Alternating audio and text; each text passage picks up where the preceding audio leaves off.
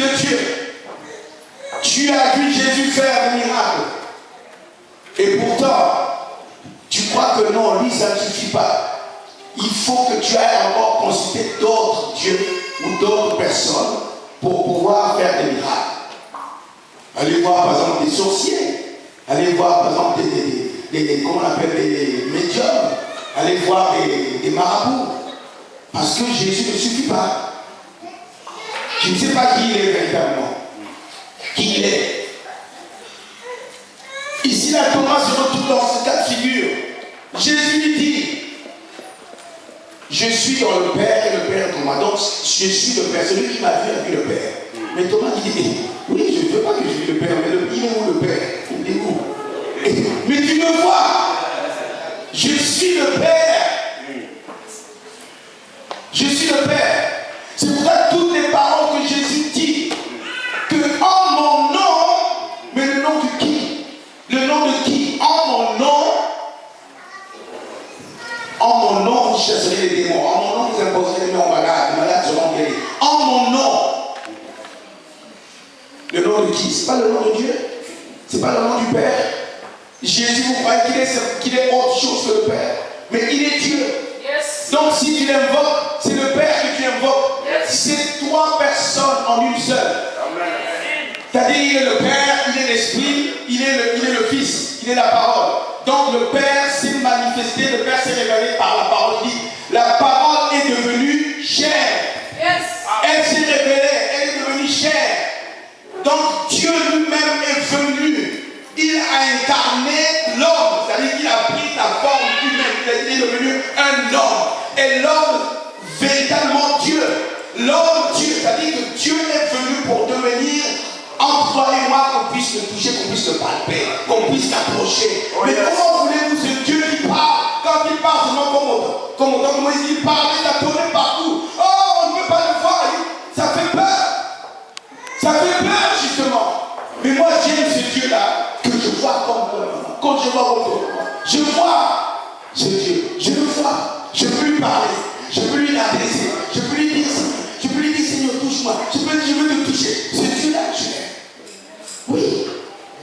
Jésus. Mais pourquoi vous allez chercher loin? Pourquoi allez-vous chercher loin? Des dieux morts. Des dieux qui n'ont pas de vie. Celui qui m'a vu a vu le Père. C'est vrai que quand vous savez pourquoi il y a des religions. Parce que les religions sont basées sur des théories ou des pratiques qui sont des pratiques, des théories complètement humaines. C'est-à-dire que c'est basé sur des choses que l'homme a envie. C'est-à-dire qu'on crée un Dieu à l'image de l'homme. C'est-à-dire un Dieu qui prend la pensée de l'homme, voilà, on lui donne une pensée. Comme ça, ce Dieu-là, oui, je peux, voilà, donc il est compatissant avec tout ce que je suis. Non, Dieu est Dieu. Dieu reste Dieu. Dieu n'a pas, il ne se mélange pas avec des choses humaines, des choses impures. Il ne se mélange pas avec la pensée humaine. Dieu a une pensée, et sa pensée, comme il dit, il a mis en nous la pensée de l'éternité, c'est-à-dire qu'en nous, il se révèle par son esprit. Il se révèle en nous par son esprit, et ce Dieu-là, il est venu, il s'est manifesté. C'est pour ça que Pierre dit, mais non, je ne peux pas dire autrement que toi qui es celui, oui, le Christ, le Messie, le Fils du Dieu vivant, c'est toi. Il n'y en a pas d'autre, il n'y en a pas d'autre. Souvent même dans mes tournées ou bien mes concerts, t'arrives, quelquefois je me trouve dans des milieux complètement hostiles. Quand tu es hostile, quand tu commences à parler de Dieu, tu commences à te regarder ok. Et même encore, on parle encore que Dieu, il n'y a pas de problème. On peut dire que oui, c'est la religion, c'est normal. Oui, la religion, c'est la laïcité. Il y a des religions, on respecte la religion. Je dis non. Mais commence à proclamer, à parler du nom de Jésus. Alors là, ils vont dire, voilà, encore un qui vient faire qui vient montrer, ou bien qui vient faire du prosélytisme maintenant.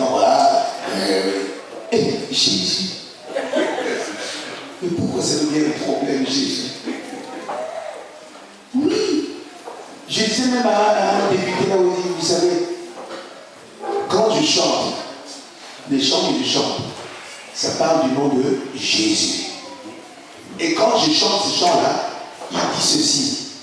Jésus me dit, aime ton prochain comme toi-même. Et aime ton ennemi. Donc cela veut dire que même mon ennemi, je dois l'aimer. Et ça va loin. Mon Jésus que je chante là, il dit ceci. Aime ton ennemi. Cela veut dire que pour moi, je ne peux pas considérer, bien penser que c'est en mettant les bombes autour de moi, je vais aller exploser, me faire exploser au milieu de gens qui n'ont pas la même conviction que moi, qui ne croient pas à ce même Dieu que moi, et comme ça j'aurai la vie éternelle. Non, non, non, mon Jésus ne dit pas ça. Mon Jésus dit que même celui qui va faire ça, je dois l'aimer. Il dit, mais c'est beaucoup ridicule, il dit des choses comme ça. Je dis oui, je lui dis parce que c'est vrai. Il dit, mais vous savez, il y a des problèmes. C'est justement les problèmes. Le problème, c'est que vous refusez ce qui est la vérité. La vérité, vous ne la voulez pas. Alors maintenant, quand je vous apporte la vérité, vous dites que ce n'est pas vrai. Et pourtant, c'est celle-là la vérité. Amen. Il dit, écoutez, ça laisse réfléchir. Mais je crois que ce que vous dites là est vrai. Ce que vous dites là, c'est vraiment vrai. En tout cas, ces paroles sont des paroles sensées. Moi, je pense qu'on devrait vraiment faire comprendre. Oui, moi, vous savez, il n'y a rien d'autre. Qu'est-ce qu'il y a de mal? Je lui dis, qu'est-ce qu'il y a de mal de dire à quelqu'un qui est malade, lève-toi, marche. Ou bien quelqu'un, un boiteux, lève-toi et marche. Quelqu'un de boiteux commence à marcher, il n'est plus boiteux. Bien un aveugle, voilà, je te redonne la vue et l'aveugle commence à voir. Qu'est-ce qu'il y a de mal à ça? Ou bien un jeune délinquant qui était un dealer, délinquant, braqueur, aujourd'hui reçoit ce nom-là, Christ, Jésus, et qui témoigne, qui dit que Jésus m'a libéré. Amen. Et que vous le voyez chanter, est-ce qu'il y a de mal à cela? Non, non, il n'y a pas de mal. Il dit alors. Et alors? Il dit, ça laisse à réfléchir. Je dis oui. Ça laisse à réfléchir. Je me suis retrouvé dans un concert, là, c'était dans un théâtre là, à Marseille, un des plus grands théâtres au théâtre de Marseille. Et pendant le concert, je vous dis d'abord que le directeur de ce théâtre, c'était un communiste. Alors lui, Dieu, c'est... faut pas lui parler de Dieu. Non, voilà. C'était vraiment comment on appelle, c'était deux pierres d'achoppement. Vous ne voulez pas entendre parler de Dieu. Mais il m'invite à aller faire un concert de gospel. Mais le concert de gospel, qu'est-ce que je vais chanter? Je vais chanter Jésus. Je commence à chanter Jésus. Jésus, là, alléluia, ça. Dans la salle où les gens étaient. Il dit, ah, il y a quelque chose qui se passe. Alors, trois de ses collègues, enfin, justement, de ceux qui travaillent avec lui, sortent de la salle. Énervés. C'est pas vrai ça. C'est pas vrai ça. Ça devient une église ici. On vient nous parler de Dieu ici. On vient nous parler de Jésus. Ça va pas, ça. Ça va pas. Ça va pas. Et il sort. Il va les voir. Il leur dit, c'est vous qui n'avez rien compris. Il dit à ses collègues, c'est vous qui n'avez rien compris. Amen. Vous n'avez rien compris. Oh, yes. Au moins aujourd'hui, j'ai entendu des paroles sensées. Des paroles qui ne sont pas des paroles pour essayer de capter les gens, mais des paroles vraies. Un communiste. Oh, yes. Vous savez qu'au jour d'aujourd'hui, ce monsieur-là, je ne sais pas ce qui se passe en ce moment même. En ce moment même, il a accepté de jouer dans une pièce théâtrale qui parle de Job. Et c'est lui qui fait le rôle de Job. Et le jour où je suis allé voir ce spectacle, le jour où je suis allé voir ce spectacle, il était en train de faire, il était en bleu. C'était un comédien, c'est vrai. Peut-être qu'il jouait de la comédie, mais ce jour-là, ce n'était pas de la comédie. Il dit, à la fin du spectacle, il pleurait. Il dit, mais finalement, ce Dieu-là, je le cherche. Je veux ce Dieu-là. Je lui dis, ce Dieu-là, c'est Jésus-Christ. Tu le cherches, tu le trouves. Ce Dieu, ce Jésus-Christ, aujourd'hui, sa vie a complètement basculé. Un directeur de théâtre, un communiste, celui qui, quand tu brandis la Bible, il te brandit le livre rouge de Mao qui est mort là, je ne sais pas s'il peut lui donner la vie. Oui. Mais qui est-il, Jésus? Qui est-il pour vous? Or, quand j'entends ce ce nom Jésus. Dites-moi tous les autres noms, je m'en fiche, mais le nom de Jésus, attention, ne blaguez pas avec ce nom avec moi. Ne blaguez pas avec ce nom avec moi. Jésus de Nazareth. Jésus, ce nom en lumière. Et quand je l'entends, je frémis. Je frémis. Parce que c'est le plus beau nom, le plus grand des noms. Le nom qui a été élevé au-dessus des cieux. Celui qui est à jamais. Jésus-Christ, le Dieu du temps, le Seigneur des Seigneurs, le grand de l'art, celui qui est. Lèvons-nous, lèvons-nous, lèvons-nous, lèvons-nous. Et on va le proclamer, on va le chanter, on va le louer, on va l'adorer, on va le magnifier, on va proclamer qu'il est le Seigneur des Seigneurs, qu'il est le roi des rois, il est la grandeur de Dieu. Il est là encore partout, que tous les anges, tous les saints, partout dans le monde, dans l'univers, ce nom retentit, ce nom retentit. Oui, qu'il retentit. Il n'y a aucun autre nom. Proclamez seulement le nom de Jésus-Christ. Pourquoi il a dit cela? Parce que tout est en lui. Il dit tout ce que le Père a, j'ai cela. Mais si vous êtes en moi et que mes paroles demeurent en vous, alors demandez tout ce que vous voulez. Je demanderai, je vous accorderai. Il a le pouvoir, tout pouvoir lui a été donné dans les cieux comme sur la terre. Tout pouvoir lui a été donné dans les cieux comme sur la terre. Oui, Jésus de Nazareth, quand il est ressuscité, comme je disais dernièrement, il est ressuscité. Non pas seulement qu'il est ressuscité comme ça, mais tous ceux qui étaient morts avant sont ressuscités. Pour une fois, il nous a fait pas de vivant. Et quand il est ressuscité, la parole dit qu'il a anéanti, qu'il a pris le pouvoir de la mort et du séjour de mort. Mort, où est ton aiguillon? Mort, où est ton aiguillon? Tu as été englouti et il est monté. Vous savez, mais pendant les 3 jours de sa résurrection, mais qu'est-ce qui s'est passé pendant ce moment? Vous croyez qu'il dormait tranquillement dans la tombe et tout ça? Non! Il était en train d'opérer! Il était en train d'opérer! Il était en train d'opérer! Et puis quand il est sorti de la tombe, qu'est-ce qui s'est passé? Marie-Madeleine, tout ça, sont allés et qui voulait la toucher, le toucher. Il dit non, ne me touche pas. Je ne suis pas encore monté pour rendre compte. Je ne suis pas encore monté pour aller donner le rapport. Il fallait qu'il monte d'abord à aller donner le rapport. Mais pour aller donner le rapport, ce n'était pas fini. Hein.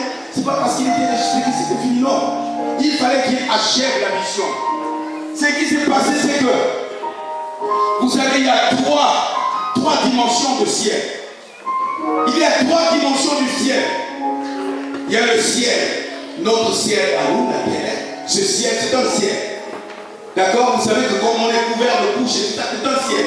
Et il y a le 2e ciel. C'est là où justement Satan et son règne. Satan et ses adeptes et tout ça règne. Il y a le 3e ciel.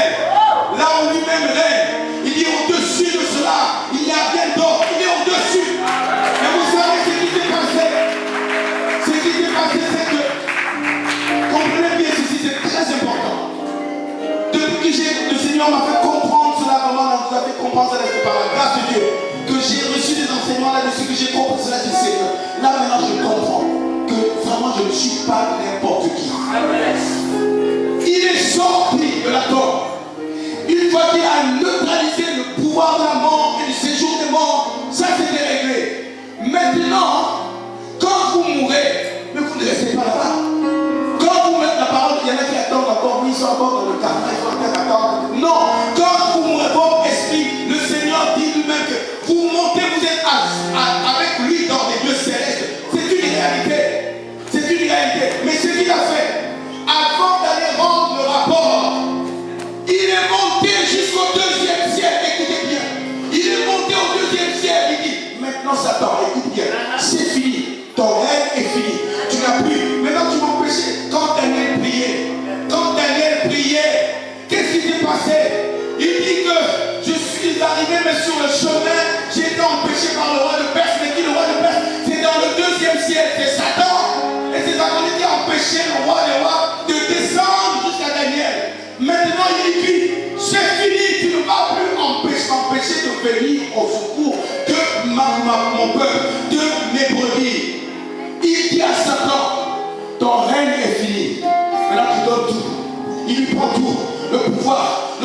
qu'il avait sur toi, tout ce qu'il avait sur toi, tout ce qu'il avait fait pour t'empêcher, tout ce qu'il avait fait, il prend tout, il arrache, il te dépouille. C'est pour ça qu'il dit, soyez sans crainte, je l'ai vaincu. J'ai vaincu le monde. Je l'ai dépouillé. Il a dépouillé Satan. Il a dépouillé point par point. C'est pour ça qu'il dit, sois sans crainte. Je te donne le pouvoir et l'autorité sur toute puissance. Et que rien ne peut te nuire. Maintenant, pour dire que je donne l'autorité. Mais c'est pour toi.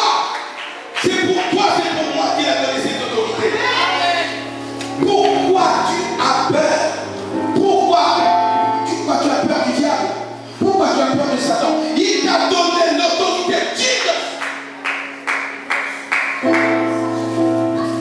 Il t'a donné le pouvoir. Tu n'es pas n'importe qui. Tu as l'autorité. Seigneur. Mais voyez même peu l'église primitive. Qu'est-ce qui se passe à l'église primitive? Oh! L'église primitive, ils avaient reçu. Ils n'avaient rien d'autre à faire que ça. Même l'ombre, c'est bon quand tu passes. L'ombre de Pierre, tous les gens, ils guérissent.